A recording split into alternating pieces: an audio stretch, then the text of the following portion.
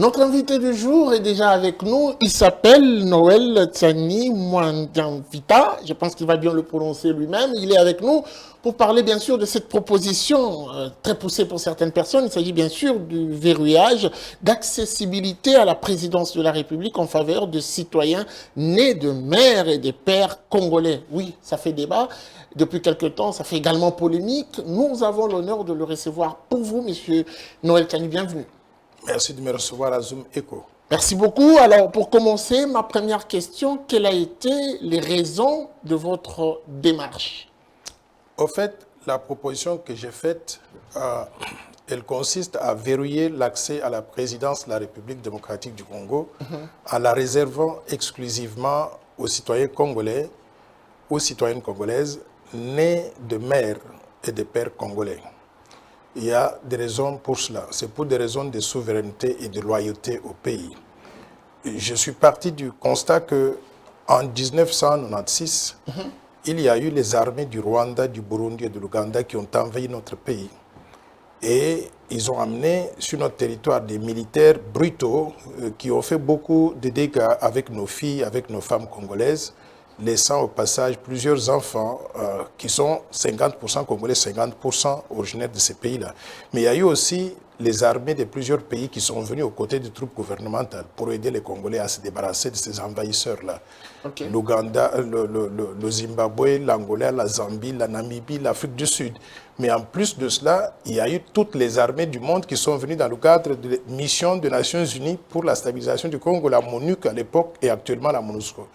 Donc, nous avons connu, avec les arrivées de ces troupes étrangères, près de 5 millions d'enfants qui ont été nés dans des conditions horribles, conditions difficiles. Ces enfants, nous les acceptons tous, ils sont congolais.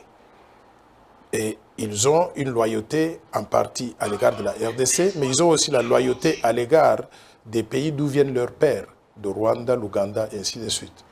Je vous propose que, pour des raisons de souveraineté, pour éviter des loyautés partagées au sommet de l'État, que tout le monde, tous les Congolais, aient accès à tous les postes, à l'exclusion simplement du poste de président de la République, et celui qui amène à la présidence de la République le poste de président du Sénat, et je voudrais même y ajouter celui du président de l'Assemblée nationale. Ces postes-là sont des postes de souveraineté, ça doit être réservé exclusivement aux citoyens congolais nés des pères et des mères, dont nous sommes sûrs de la loyauté totale à l'égard du pays. Très bien, dans vous entendre parler, vous êtes carrément contre cette façon de faire, donc vouloir laisser n'importe qui adhérer à la présidence de la République. Mais on se pose aussi la question, quelle est l'expérience malheureuse qui vous a poussé justement à ou à remonter sur cette table cette question, puisque depuis toujours, consultant l'histoire, le Congo n'a jamais connu des situations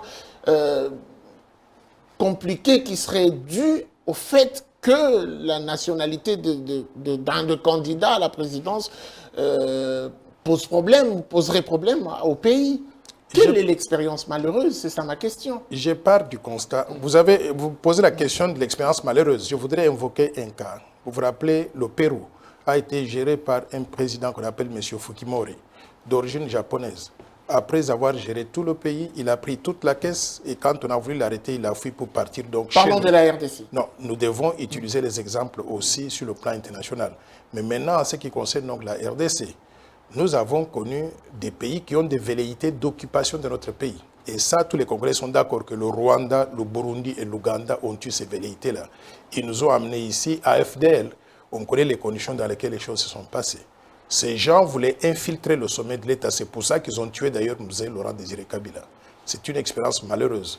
Ils ont voulu envahir, infiltrer le sommet de l'État, rendre ce sommet de l'État en quelque sorte malléable à leur cause. Ils n'ont jamais pris la tête de la présidence de la République. Mais bien sûr que Laurent Désiré Kabila... Ils ont comploté peut-être, mais n'ont jamais pris la présidence de la République. Mais en tant que citoyen d'un pays, quand on a vu qu'il y a eu un complot de ce genre-là, et d'ailleurs c'est à cause de ça que M. Laurent Désiré Kabila est mort, quand on a vu cette expérience-là, est-ce que vous voulez attendre qu'il y ait une deuxième probabilité qui se réalise si elle se réalise, vous savez quoi, et qu'on arrive à mettre un Rwandais au sommet de l'État, vous savez ce qui va arriver? Le Congo, RDC, notre pays ne va plus exister tel que nous sommes aujourd'hui. Dans votre réflexion, c'est une anticipation. On deviendra soit une dépendance du Rwanda, soit ils vont balkaniser le pays, prendre l'Est comme ils le font avec Minembwe, annexé donc au Rwanda. Pour prévenir tout cela, éviter ce risque-là, je suggère que nous puissions adopter des lois qui interdisent la possibilité d'accéder à la magistrature suprême à tout citoyen qui n'est pas 100% congolais. Alors, à quel niveau doit se jouer justement les différentes cartes pour réussir votre démarche? Je suis au niveau de la sensibilisation d'abord de l'opinion publique, de la population congolaise, pour que nous puissions prendre connaissance de tout ce qui a un danger imminent avec cette possibilité de la constitution actuelle. Étant donné que nous sommes dans une phase, dans une session parlementaire au niveau donc de l'Assemblée nationale, et ils vont envisager des réformes institutionnelles. Vous avez entendu qu'il y a les catholiques, la CENCO, qui a proposé ce qu'on appelle la feuille de route, où il y aura certaines modifications apportées à la CENI, à la loi électorale, éventuellement à la Constitution. Mon ami Martin Fayoulou a fait aussi des propositions pour qu'on puisse adopter au niveau de la CENI ce qu'il appelle donc une gestion alternative. Tous les 3 mois, on change de... Moi, j'ai fait cette proposition-là pour que toutes les propositions soient mises sur la table, qu'on les intègre dans une feuille de route. Ce n'est pas une façon pour vous de remonter sur la table la question de double nationalité? Je mets aussi sur la table la question de la double nationalité. Pourquoi? Parce que je considère que quand on est né congolais, on vivra congolais, on mourra congolais et on sera enterré congolais. Je veux que tous les Congolais puissent recouvrer ceux qui avaient perdu leur nationalité à cause de cette loi stupide qui dit exclusion de nationalités étrangères.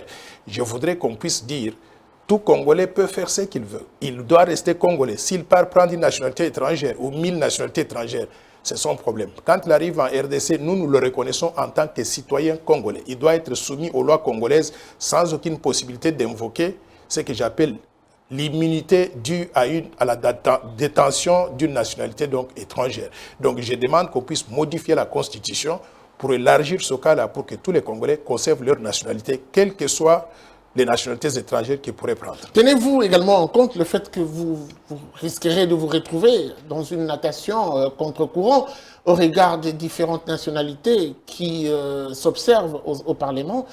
Tous ces députés ne sont pas forcément des pères et des mères congolais et vous venez avec une logique qui entraverait peut-être leurs ambitions politiques de demain. Pensez-vous qu'il y aura une sorte de fédération d'idées dans votre démarche? C'est très possible, mais j'ai vu ceci. D'abord, je voudrais clarifier que ce que je propose, la double nationalité ou la multinationalité, s'appliquerait entre la RDC et tous les pays du monde, sauf les pays voisins. C'est-à-dire que vous ne pouvez pas avoir la double nationalité entre la RDC et le Rwanda, la RDC et le Burundi. Vous insistez sur le Rwanda, dans les pays déstabilisateurs. Les pays déstabilisateurs. Donc, ce serait exclu d'avoir la double nationalité avec ces pays-là. Maintenant, au niveau de l'Assemblée nationale, vous savez, je voudrais saluer nos députés nationaux et nos sénateurs. Pourquoi? Parce qu'ils ont entendu les débats qu'il y a sur les réseaux sociaux. Certains d'entre eux m'ont appelé. Ils sont venus me voir. Et j'étais surpris que dans le groupe, il y avait toute tendance, y inclut les gens de l'ensemble de monsieur, de l'ensemble pour, il s'appelle comment, la République. Oui. Et ils sont venus tous me voir et j'ai expliqué la quintessence donc, de ma proposition. Et ils ont dit que vous avez vu très clair. Nous sommes favorables à ça. Je ne sais pas s'ils étaient eux-mêmes de pères et de mères congolais où il y avait donc des combinaisons. Mais en tout cas, les députés que j'ai rencontrés sont très favorables à cette idée.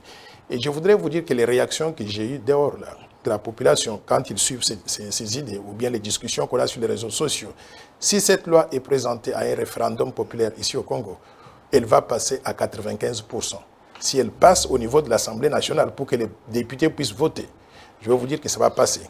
Vous avez mentionné tout à l'heure le fait qu'il y a donc des gens qui ont la double nationalité là-bas.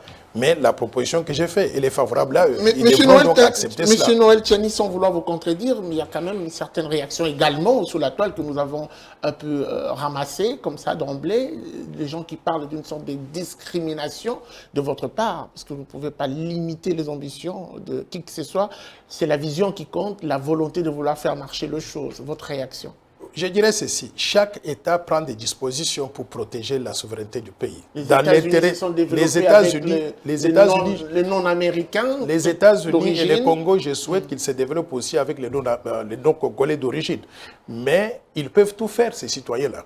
Aux États-Unis, il y a tout le monde qui est citoyen américain. Mais tout le monde ne peut pas devenir président de la République. Et les États-Unis ont adopté un principe pour exclure une grande portion de la population à la fonction de président des États-Unis.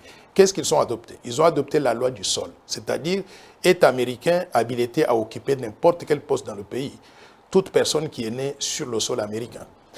Maintenant, les autres qui viennent de l'extérieur, ils sont habilités à autoriser à faire tout ce qu'ils veulent, comme travail, comme fonction à l'intérieur des États-Unis d'Amérique, sur le sol américain, à l'exception d'occuper la présidence de la République. C'est ainsi que des individus tels que Barack Obama et Bill Clinton, qui étaient nés sur le territoire américain, étaient éligibles à devenir président des États-Unis. Mais les individus tels que Henry Kissinger, l'ancien secrétaire d'État américain, ou bien Madeleine Albright, l'ancienne secrétaire d'État américaine, ou bien aussi Arnold Schwarzenegger, ancien gouverneur de l'État de Californie, ces Américains-là sont venus de l'extérieur, ils se sont naturalisés donc aux États-Unis, ils ne sont pas éligibles d'occuper la présidence de la République, mais ils peuvent tout faire en dessous de la présidence. C'est ça que je propose aussi pour mon pays, pour que nous puissions prendre ces précautions-là, d'éviter d'avoir au sommet de l'État des individus qui pourraient être très congolais comme tout le monde, mais qui pourraient avoir une loyauté partagée entre la RDC et notre pays extérieur. Et quand on a des loyautés partagées, je vous donne l'exemple, à supposer qu'on ait un président qui soit 50% congolais, 50% rwandais, et qu'il y a une guerre entre les deux, ce président-là, il va prendre position pour le pays de son père ou bien le pays de sa mère. Il ne pourra pas prendre position facilement en faveur de la RDC. Nous voulons un chef de l'État qui, quand il y a un problème comme ça, il prendra toutes les décisions en faveur de la RDC, sans tenir compte donc de ce qui se passerait donc dans l'autre pays. C'est pour cela, et je voudrais attirer aussi votre attention. Imaginez un tout petit peu, nous avons 9 pays voisins, et on a beaucoup d'enfants nés de ce couplage-là avec les pays voisins. Pouvez-vous imaginer un seul instant, un Congolais de Kinshasa à 50% qui deviendrait président du Rwanda? S'il a un père aussi rwandais, ça ne pourra pas se faire. Si on ne peut pas le faire chez eux, pourquoi est-ce qu'on devrait accepter que ça se passe donc chez nous? Je donne aussi un autre exemple. Imaginez quelqu'un qui viendrait ici et qui se dit qu'il est grec, qu'il est italien, qu'il est pakistanais et qui se couple avec un enfant, une femme congolaise. On a, dans ces conditions-là, un enfant qui serait moitié congolais, moitié grec, moitié ceci, cela. Vous pensez sincèrement que cette personne-là sera loyale à notre pays, sincèrement? Elle ne sera jamais loyale au pays à 100%. On va finir avec cette question. Vous avez tendance à reposer votre démarche sur l'intérêt du peuple. On vous entend parler depuis le début. Vous brandissez cette bonne volonté de vouloir défendre la nation. Ces peuples qui, aujourd'hui, a des priorités, des nécessités. En quoi est-ce qu'il se retrouve derrière votre démarche? Et qu'est-ce qu'il doit retenir? Très bonne question. Mon pays, notre pays, a beaucoup de défis de développement.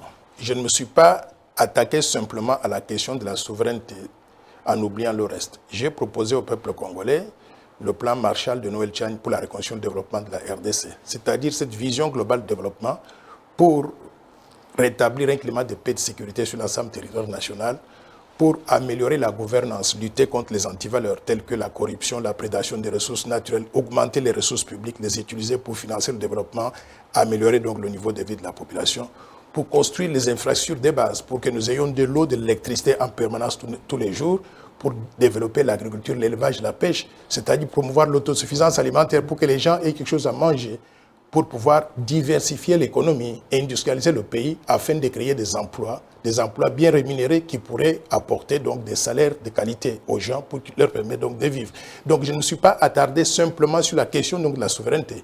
J'ai proposé un plan complet et je demande à tout le peuple congolais d'opter et pour le plan Marshall de Noël Tchani pour la reconstruction et le développement de la RDC, mais aussi pour cette question que je propose de défense de la souveraineté nationale. Parce qu'on ne peut pas avoir simplement à manger et se faire avaler par les pays extérieurs lorsqu'ils voudront le faire. Vous avez mis cette proposition également du développement de la RDC au profit des institutions. Vous avez présenté, vous avez créé une sorte de collaboration pour le mettre également à l'intérêt du peuple directement. Vous êtes resté dans votre coin enfermé avec ce plan pour dire, bah écoutez, j'ai une proposition, faites de moi X, Y, et puis je mets sur la table.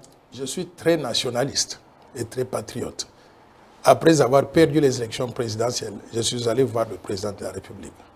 Je lui ai remis les 5 volumes du plan Marshall et je lui ai dit, je vous souhaite bonne chance. Utilisez ça à bon escient. Je vois beaucoup d'idées qui passent parfois à la télévision et consorts. Mon plan Marshall est en train d'être utilisé, est en train d'être mis en œuvre dans des petites portions. Pas autant que j'aurais voulu, mais en tout cas, les idées ont été mises à la disposition du président de la République. J'ai eu des consultations avec le Premier ministre tout récemment, parmi tant d'autres personnalités politiques. Nous avions mené une réflexion dans notre groupe et l'essentiel de ces idées qui sont sorties de là venait du plan Marshall. J'ai présenté cela au Premier ministre. Donc, ce sont des idées qu'on a mises à la disposition du peuple congolais, que ceux qui sont sages puissent les utiliser à bon escient. Merci beaucoup à vous, M. Noël Tiani, d'avoir répondu à notre invitation. C'est un plaisir de venir à Zoom Echo. Je voudrais d'ailleurs vous encourager. Je trouve que vous êtes une télévision spéciale par rapport à tout ce que je vois dehors là. Les autres journalistes, ils m'insultent à longueur de journée parce que j'ai parlé de la souveraineté. Avec vous, nous pouvons parler des choses sérieuses qui concernent le pays. Je vous félicite pour cela. Merci beaucoup pour ces félicitations. C'est donc, voilà, notre invité du jour. Nous allons poursuivre cette tranche avec la prochaine rubrique tout de suite après ceci.